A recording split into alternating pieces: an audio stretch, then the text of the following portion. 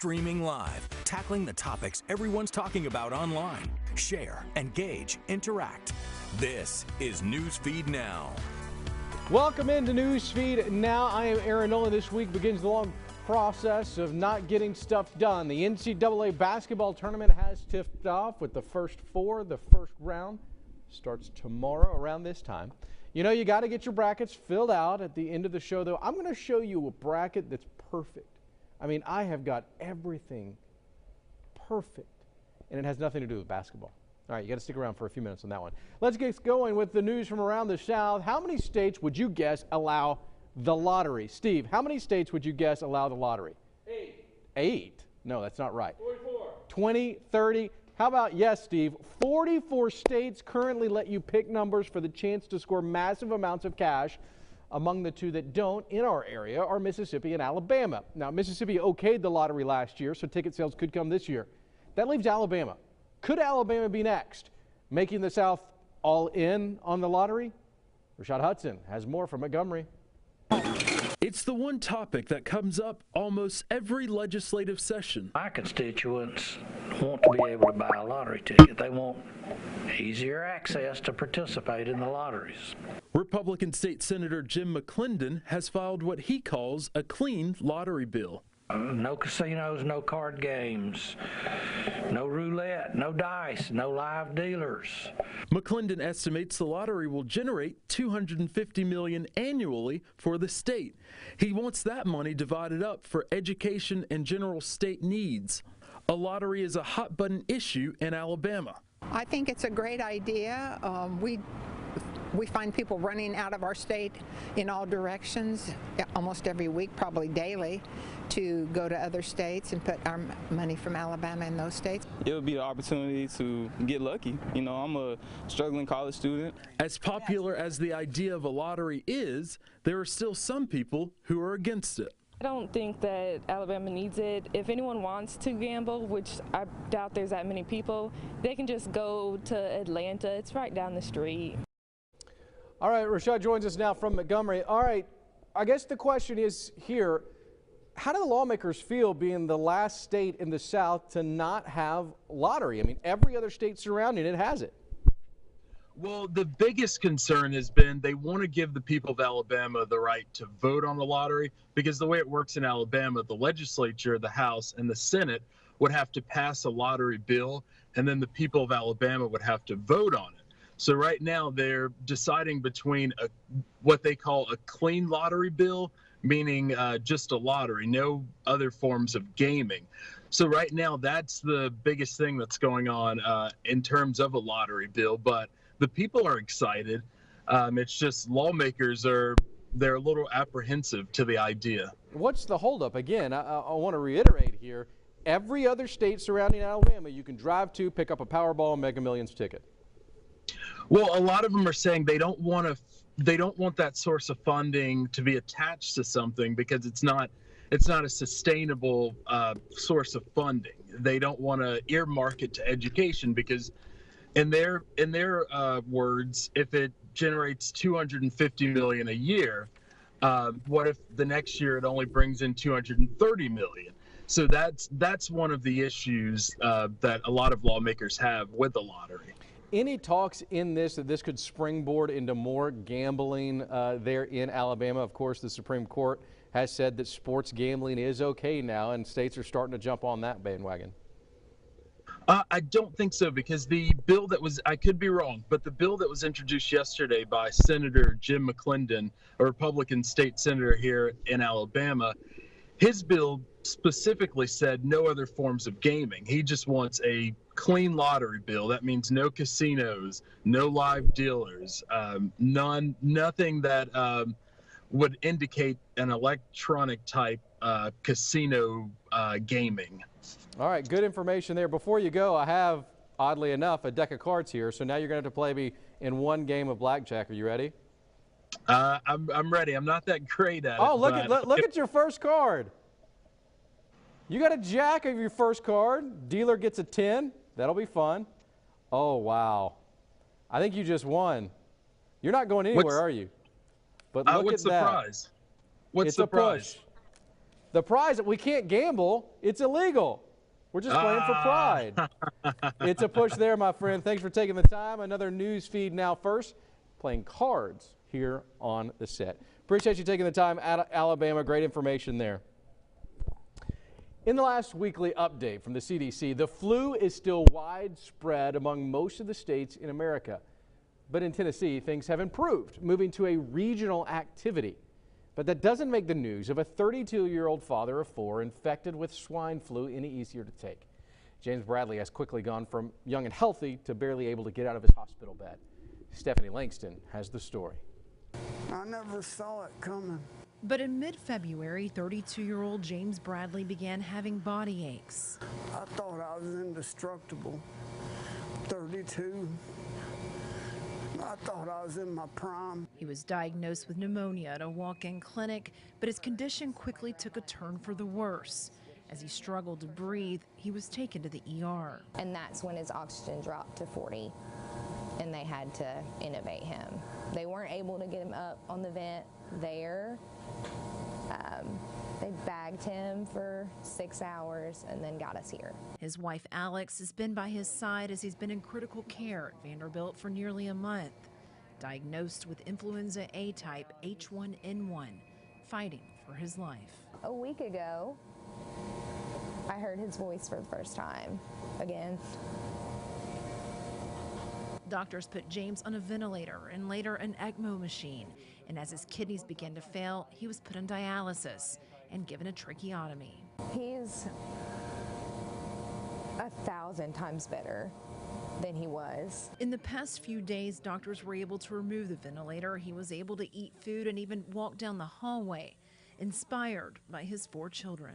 That's what makes me walk. That's what makes me walk down the hallway. I pretend I'm walking out of the truck to the basketball goal and slam dunking and making all them laugh. I think about it every day. For now, their homemade cards hanging on the wall get him through some of the pain, while he hopes sharing his story keeps others from going through his heartache. You're not indestructible. You're not Hulk, you're not Superman. Get the flu shot. You're not Hulk, you're not Superman. Get the flu shot. Sheriff Lombard is in Nashville. I've got to assume that when you see a story like this come across your newsroom, it's a reality check, right? I mean, everybody in that newsroom who didn't already have the flu shot probably quickly lined up to go get it. Yeah, it is. You know, my co-anchor and I were watching this yesterday as it came on, and you see this man lying in a hospital bed, 32 years old. He even mentioned, you know, I'm 32. I thought I was indestructible. And then all of a sudden he's hooked up to a ventilator. He had a point in time where he couldn't walk. He couldn't eat. He was just able to start talking last week. It really is an eye-opener. This thing right now, we're winding down the flu season. That hasn't stopped the CDC from dropping the widespread. It will kick you square in the tailbone. Yeah, if you've ever had it, you know that it will put you down, and, you know, anyone can get it. So you just have to really, really be careful. Hand washing, they always say, is the most important thing. And they also say, you know, even though we are winding down, it is not too late to get a flu shot if that's something you want to do. Yeah. All right, so let's talk specifically about this page. How are Southerners, specifically there in Tennessee, how are they helping out? There is a GoFundMe account. You probably know that this gentleman did not have insurance, so there's a GoFundMe account. We have it linked on our page, and you guys might link it as well. But just, you can imagine, this all started in February. So his hospital bills are out of this world at this point. And the family, on top of him being sick and they're wanting him to get better, they don't know how they're going to take care of these bills. What about public health department there? Are they offering any reduced flu shots? The public health department here, for some, in some cases, offering free flu shots. We just really want to encourage everybody, hey, this is a big deal, and you can help protect yourself by getting one of these. So, yes. All right, perfect. Thank you so much for taking the time out of Nashville. Fantastic Twitter follow this one is. Sheriff Lombard, thank you so much. Make sure you follow her on social media. Appreciate you there out of Nashville. A little bit of sad news to pass along. Going to update you on a story we told you about last week. In Arkansas, a family is mourning after a toddler loses her battle to a rare gene mutation. You might remember we were talking about Lucia, who got thousands of birthday cards, including one from President Trump. She died in her sleep on Sunday. Now, as the family continues to struggle, they're asking for stuffed toys to be sent in this little girl's honor. Those toys will be taken to other children in other hospitals. Fantastic way to look ahead there. That's great. Sometimes you find yourself in the wrong place. Steve, you know what I'm talking about. You're just in the wrong place. You know, you keep looking around. You literally question, how did I get here? Well, this story's not about that feeling at all. It's about the opposite feeling. You know, right place, right time. A pregnant woman in Louisiana noticed smoke from her car, pulled over to wait it out, only to hear the voice of a man asking her to get out. In the next few moments, this happened. Flames tearing apart the vehicle. Renee Allen has the story. Connor Manuel of Eunice had no idea that while driving down Interstate 10 early Monday morning, he would encounter a woman 6.5 months pregnant, totally unaware of the danger she's in. Alfrelicia Tebow of Lafayette says she drove onto the shoulder of the road after hearing noise coming from the engine of her car. Shortly thereafter, a man pulls up. My first instinct was to tell him, you know, I'm okay, I just heard a noise and my fiance is on the way. Instead, she got out of her car. Seconds later, she says, the hood to her vehicle shot up. I just made it to the ditch to, you know, not be caught by the fire or any objects that was flying around. Manuel says when he saw the smoke coming from her vehicle and she was still sitting inside, he had to help. I believe she just figured it was a little radiator smoke at first, and which happened to be a lot more than just radiator smoke and turned into a big ball of fire. Tebow says she's grateful for Manuel and his willingness to risk his life to save someone else. I'm just happy to be alive and well, no burns, no scratches or anything. Renee joins us now from Lafayette. Renee, I want to read this quote from your story. I just made it to the ditch to not be caught by the fire or any objects that might be flying around. That's real life there. That's about as real as it gets. It is. And what makes her story interesting is that what happened to her is something that can happen to any of us. I think we all can kind of relate to it. But what's also interesting is that she was so inviting to someone who just kind of came and knocked on her window. Usually we'll be like, you know what, I don't know who you are. I'm not getting out of my car, but she said there was something in his eyes that just told her she's in danger, and she just jumped down and responded. There's so many times when we do make the right decision and we do go help somebody. It kind of shows that attitude, that gut check, that spirit feeling sometimes works. Yeah, it is, and that's true, and I think that's, you know, why we kind of went with it is because it showed that there are good people out there. You know, we do a lot of stories, but when we have an opportunity to do a story like this, you know, it just speaks to just human nature. If you see it, respond to it. What's the next step in this case? I'm assuming the car's gone. The car is gone. Yeah. It's total. It's total. When I met up with her, I think she was riding with a friend, but she said it's been a couple days since she's been out, since she saw the light of day, and then I think she's going to move into a rental car. But I think she might wait a little while before she goes back on the highway. Is insurance going to cover it, or is she going to be able to get a new car out of this? I didn't get that much into her business. Okay. All right. Well, yeah, I know she's probably going to go into a rental, but let's just hope, you know, that'll be like what, a double hit for her. She got a Good Samaritan, and then she gets another car. Hey, take what you can, take when you can. Renee, thanks so much for taking the time. We appreciate that. Many around the country know exactly where the Bible Belt is, right where I live, and most likely where you live. In the middle of the belt is Arkansas. Some may call it the buckle of the Bible Belt. This week, the House in the capital city of Little Rock approved a bill that would require public schools to offer an elective course on the Bible if a student wants it. Jesse Teneur covers the Capitol Air Force in Little Rock with more. Jesse, good morning, good afternoon. What can you tell us right now? Aaron, yeah, so there is a 2013 law that allows public schools to offer it. So this, moving forward, if the Senate passes it and then the governor signs it, would require Arkansas Public Schools to offer this elective course if students do request it. Now, a lot of people are saying, you can't, bring religion, taxpayer-funded schools. The sponsor of this bill is arguing that it would be taught in a. All right, we're having a little bit of trouble there with Jesse. Jesse, can you hear us? All right, we're going to move on here. Jesse Teneur reporting. What she was talking about, again, was in Arkansas, the House passed a bill saying that if a student wants to have a Bible course, the public school, is required to have that as an elective course. As we get more information on that, of course, we will bring it to you. But hey, I want to bring up something right now. You're kind of seeing behind the scenes. This happens in the world of Newsfeed Now. Sometimes we lose things. Everything is manned by these two computers. And when you lose it, you got to move on. So that's what we're going to do, moving right into the world of weather. Folks in Alabama are remembering 1 year ago when a tornado caused major damage. Some of that damage was on the campus of Jacksonville State in Jacksonville, Alabama. The EF3 tornado caused more than $100 million in damage, and 50 out of the 70 buildings on campus were hit. Now, a year later, 40 of those buildings have been repaired with plans to build 2 new additional buildings within the next 3 years. You can see more of the college's recovery on our website under the Newsfeed Now tab. Moving to this year, you guys know it's been a very active February and March.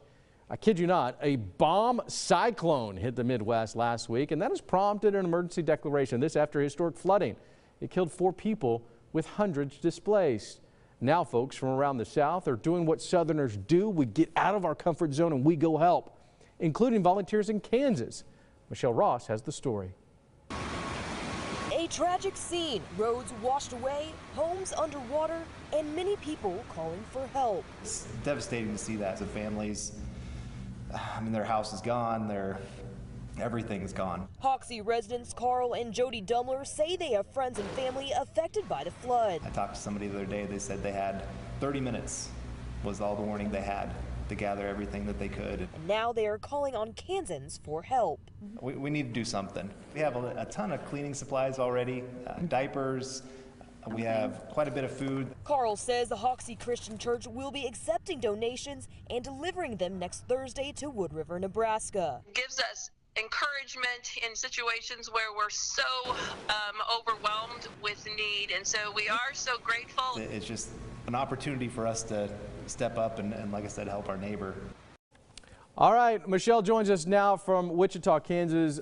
Again, I love the stories of Americans helping Americans, Southerners helping Southerners, whatever it may be.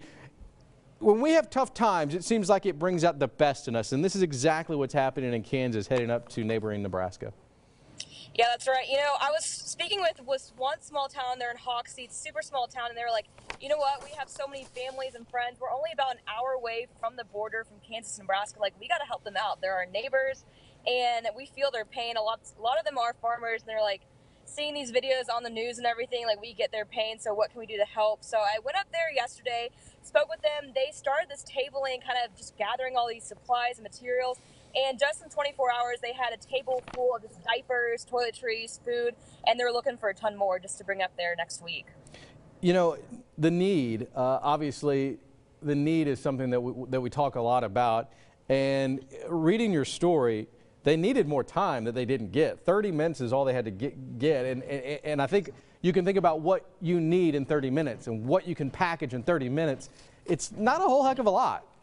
No, I was talking to them and he was just like, I was talking to my friend and he said, it's going to take you like at least 5 minutes just to even think about like, oh my goodness, like my house could be completely gone. Like, what are we going to grab? The pets, the kids, like cell phones, valuable. So it is a very devastating time for them up there. All right. Before you go, how do these people feel knowing that they are going to be literally a lifeline for those in need? I think they feel super blessed that they have the opportunity that they can travel up there. It's only about a 3-hour drive, and there's so many communities up there that need help, but they're just super excited just to meet those people, help them out, and they're just getting anything they can for them and excited to meet them next week. Michelle, thank you so much for taking the time. We appreciate it. Keep us informed. Let us know what else is happening up there, as Good Samaritans are literally everywhere we go. Thanks for taking the time. Before we go, going back to the top of the show when we were talking about brackets. Look, this time of year, everybody has a brackets. We're trying to pick the best teams to go forward. Can we win our newsroom bracket? Can we win our office bracket? Probably not. But this is a bracket I promise you, you will not lose. Say hello, Tim, if you can pull up my computer here, to the Cake Madness bracket. Little Debbie has made their own bracket. This is fantastic. I love this. But you want to talk about difficult situations. You've got to choose from some of the sweetest sweet treats in all the world. Let's start up here in the cakes region. As I zoom in, can y'all make that out? It's oatmeal cream pies is a #1 seed. You've got Star Crunch up there. This is unbelievable to go and do this. I'm going to share this on my Twitter page. Follow me at Aaron Nolan News and tell me what is your Cake Madness winner. For what it's worth, I have the Christmas tree cake upsetting everyone in every cake and winning the whole thing. I mean, let's be honest. What other snack only comes across once a year and still dominates sales? It's the Christmas tree cake. I'm standing right now saying Christmas tree cake 2019. Whew, I'm hungry now. Let's go have lunch. What do you say? We'll see you back here on a Thursday.